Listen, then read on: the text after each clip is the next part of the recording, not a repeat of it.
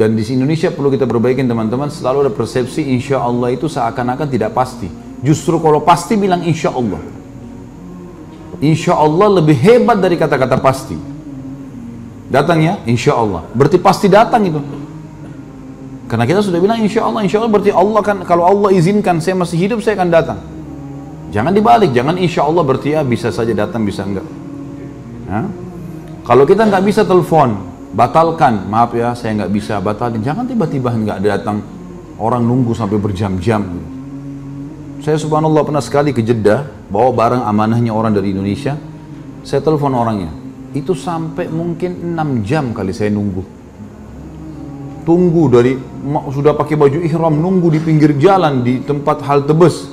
Teleponnya, akhi ini ada amanah, titipan dia. Oh iya baik, saya datang sebentar, 10 menit lagi. Baiklah, 10 menit sebentar. 10 menit, nggak ada. Telepon nggak diangkat. Setengah jam saya lagi masuk, oh iya sebentar lagi 10 menit. Begitu terus sampai 6 jam.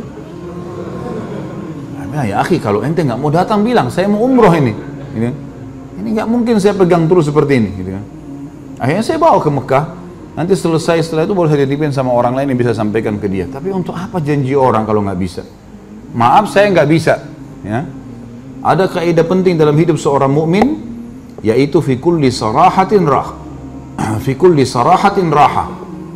Garis bawahi dan hafal itu ya. Bagi yang hafal ini saya kasih buku nanti. Coba ulangi. Oh ya. Kayak orang bisik-bisik. Di setiap keterus terangan ada ketenangan jiwa. Terus terang. Datang ya, saya nggak bisa. Bantu saya nggak bisa. Bantu saya, iya saya bisa. Nggak usah basa-basi. Orang mukmin nggak punya dua wajah, satu wajahnya. Iya enggak, clear. Halal haram. Udah, nggak usah janji-janji. Nggak usah pakai nggak enak. Oh ini karena kita kadang-kadang Indonesia ini nggak enaknya salah tempat. Mau diajak ke tempat salah, nggak enak nih. Ya nanti saya datang gampang. Padahal sebenarnya nggak mau datang. Nah, saya nggak bisa datang, haram itu. Nggak boleh saya datang. Saya sudah ikut pengajian loh. Oh kau sekarang berubah ya? Iya, saya berubah menjadi lebih baik, beriman. Mudah-mudahan kau juga bisa rasain. Gitu. Ayo kita ketemu di diskotik ya, nggak bisa, haram. Saya sudah tahu sekarang. Kamu yang hadir pengajian saya ya balik aja dia. Besok nggak telepon lagi tuh. Dia sudah tahu udah berubah nih. Jadi mestinya begitu. Itu satu kaidah sederhana menyelamatkan kita dari sifat kemunafikan. Nggak ada wajah dua. Jelas semuanya. Ini orang kalau berumah tangga enak, orang kalau berparbisnis enak, orang jadi atasan enak, jadi bawahan enak, semua enak. Karena orang tahu orang ini ya apa yang dia bilang ya iya.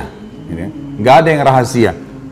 Nggak ada sesuatu yang dirahasiakan, dalam arti kata memang ada hal-hal yang boleh kita rahasiakan ya. Tapi kalau umumnya memang orang tahu ya sudah nggak masalah. Kemudian yang keempat adalah kalau mereka berdebat, mereka curang. Itu sifat orang munafik yang keempat. Kata Nabi SAW, kalau 4 hal ini ada pada seseorang, pastikan dia munafik tulen sampai dia bertaubat. Jadi kalau dia berdebat, curang. Di sini kenapa dikatakan berdebat curang? Karena orang beriman tidak butuh berdebat. Tidak butuh. Teman kita benar, oh iya, Anda benar, saya terima. Selesai, clear. Di setiap keterus terangan ada ketenangan jiwa. Oh iya benar nih, saya yang salah, saya terima. Kan clear. Orang yang suka berdebat walaupun dia salah, ciri munafik. Karena dia tidak mau kalah. Maka ini orang munafik, cirinya. Ini yang dimaksud dengan dia curang, artinya biar juga jelas-jelas salah, tetap ngotot. Ada orang seperti ini teman-teman, jangan dijadikan sebagai sahabat. Orang yang baik, orang yang selalu menerima kalau benar. Kalau kita dinasihatin oleh orang lain, tugas kita menerima, mencerna, memilih yang baik, dijalankan. Bukan kalau orang nasihatin kita, fikir poin apa yang bisa saya pegang, lalu saya balas. Banyak orang begitu dinasihatin. Dia dengar tapi dia pikir, ini poin ini. Nah, tapi kan tadi kamu ngomong begini, bantah. Gak usah bantah, gak perlu. Orang kasih nasihat, ya terima kasih. Alhamdulillah, baiklah. Kalau dia salah, dia hardik kita, terima transferan pahala gratis. No? Dia caci maki segala, ya, oh iya. Senyum saja, bagus, terus-terus aja. Saya terima transfer tuh. Saya pernah cerita ini, Ibnu Abbas radhiyallahu anhu pernah pakai jubah baru lalu dicaci maki oleh orang. Kamu begini, kamu begitu, kamu macam-macam. Apa yang terjadi? Ibnu Abbas diam sambil senyum. Sudah selesai orang itu caci maki, oleh Ibnu Abbas dibuka jubahnya. Ini hadiah buat kamu. Sampai malu orang itu. Tadi caci maki dia, kenapa Ibnu Abbas pakai baju baru? Cemburu gara-gara bajunya orang. Kenapa? Baju di badannya orang. Hah? Ngapain kamu yang cemburu? Badan bukan ada juga gitu ya.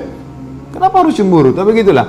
Lalu Ibnu Abbas mengatakan kepada pegawainya yang ada bersama di beliau, yang selalu bawa-bawa bukunya apa macam-macam kebutuhan Ibnu Abbas, dia mengatakan, beritahukan alamat rumah saya, rumah kita orang ini.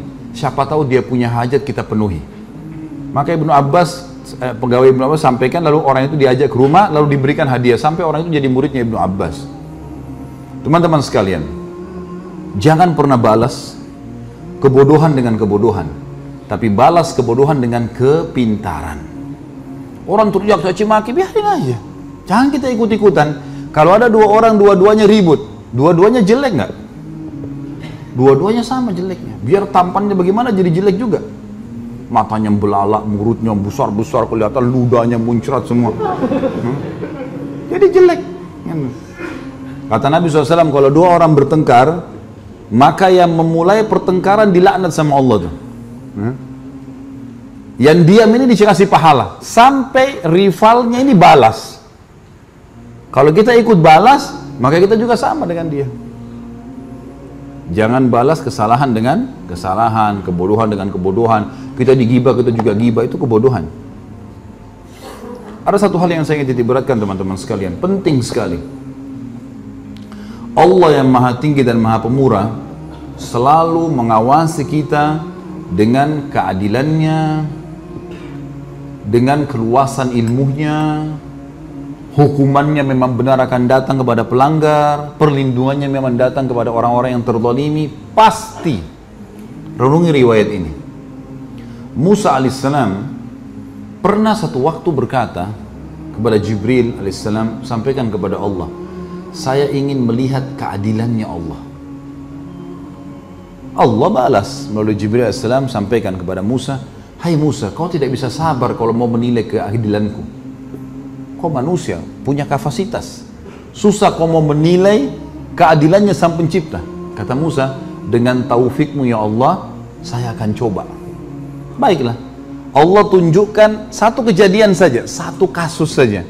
Hai Musa, pergi ke mata air ini. Pergilah Musa alaihissalam ke mata air itu. Pas tiba di mata air itu teman-teman, Allah memerintahkan Musa alaihissalam hanya lihat saja, nggak buat apa-apa, cuma melihat. Ada kejadian.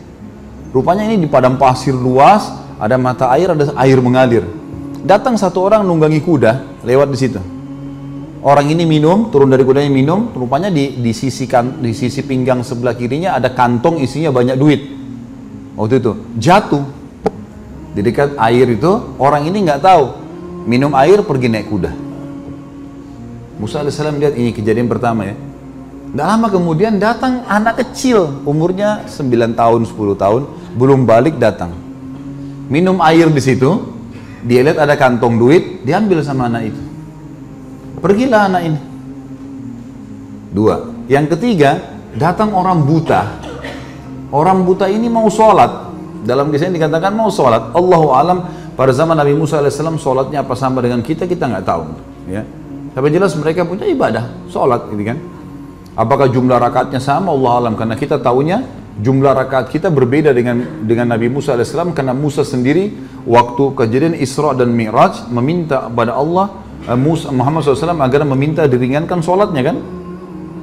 Baiklah, orang ketiga ini wudu, orang buta, dia dengar suara air, dia wudu. Waktu dia lagi wudu mau sholat, orang yang naik kuda kembali, dia cari mana uangnya nih. Lalu dia bilang, Pak buta, kamu ya yang ambil uang saya. Kata orang buta itu, saya nggak ambil uang. Saya buta, uang apa? Saya nggak bisa lihat. Enggak, kau pasti ambil uang. Tadi saya turun di sini, saya minum sini, uangnya jatuh di sini. Enggak, ribut, cekcok. Akhirnya si penunggang kuda membunuh si buta. Sudah selesai. Buyar kita. Sudah bubar sekarang. Pergi orang yang itu, uangnya sudah hilang, si buta sudah mati di situ. Musa alaihissalam lihat. Musa berdoa sama Allah, ya Allah, saya nggak sabar lihat ini. Ini kejadian. Mereka tidak saling tahu nih ceritanya, tapi Musa lihat dengan mata kepala, jadi tahu maksudnya, kasusnya kan. Lalu Jibril datang mengatakan, hai Musa, Tuhanmu mengirimkan salam kepadamu dan mengatakan, makanya sudah dikatakan kau tidak akan sabar, hai Musa.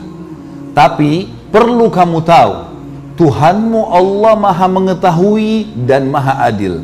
Begini ceritanya. Si penunggang kuda itu tadi yang jatuh duitnya, dengan hikmah Allah jatuh dari dia, itu adalah tuannya, majikannya, anaknya, ayahnya si anak yang mengambil uang.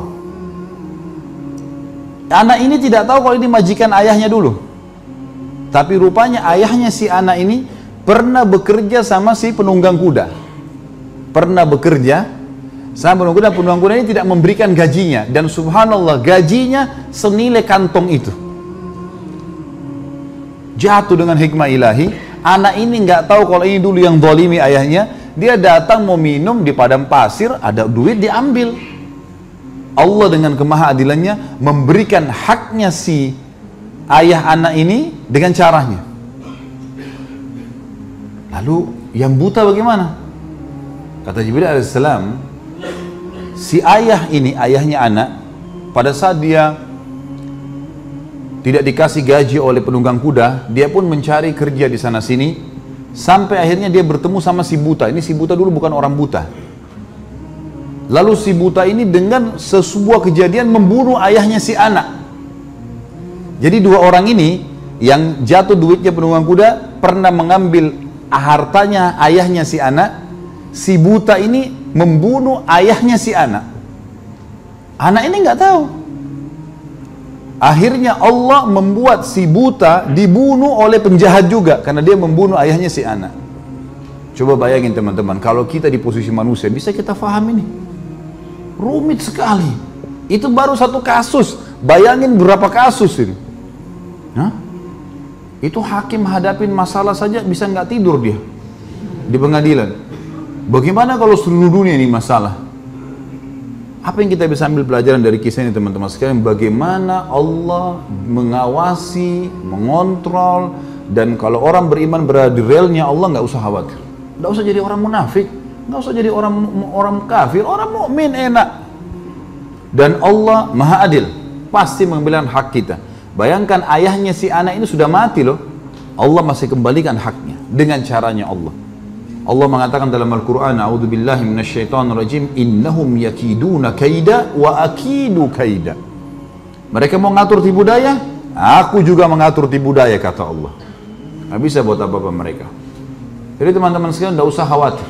Ada banyak orang lemparkan isu umat Islam lagi terdesak, nanti akan dibantai. Isu semua. Kita punya wahyu dari langit, orang beriman akan menang. Selesai konsepnya. Mati terbunuh, mati syahid. Tertolimi, ambil haknya di akhirat. Nggak ada yang hilang. Nggak ada yang hilang. Jadi bagaimana saja kita berada di realnya Allah. Dan setiap kali antum menghadapi sebuah masalah teman-teman sekalian, yang paling pertama lakukan muhasabah diri sendiri dulu. Bisa saja Allah mau kita beristighfar dengan hikmahnya. Kita punya salah, bertobat, astagfirullah wa atubu ilaih. Kita tobat kepada Allah SWT. Insya Allah kalau itu permasalahannya connect, nanti sisi itu berhenti gitu. Pemicu kita jadi masalah ini akan berhenti dengan hikmah Allah. Karena sebenarnya sumbernya di sini. Kalau kita tidak melakukan perbuatan, sudah tenang aja. Pasti ada sesuatu yang Allah inginkan, peninggian derajat kah? Akhirnya nanti orang dikenal, nanti ini A, B, C, banyak hal lah. Kita berada di ranah, di zona yang dikuasai oleh Allah teman-teman sekalian. Allah melihat, Allah mengawasi segala-galanya. Orang beriman akan tentram dengan itu.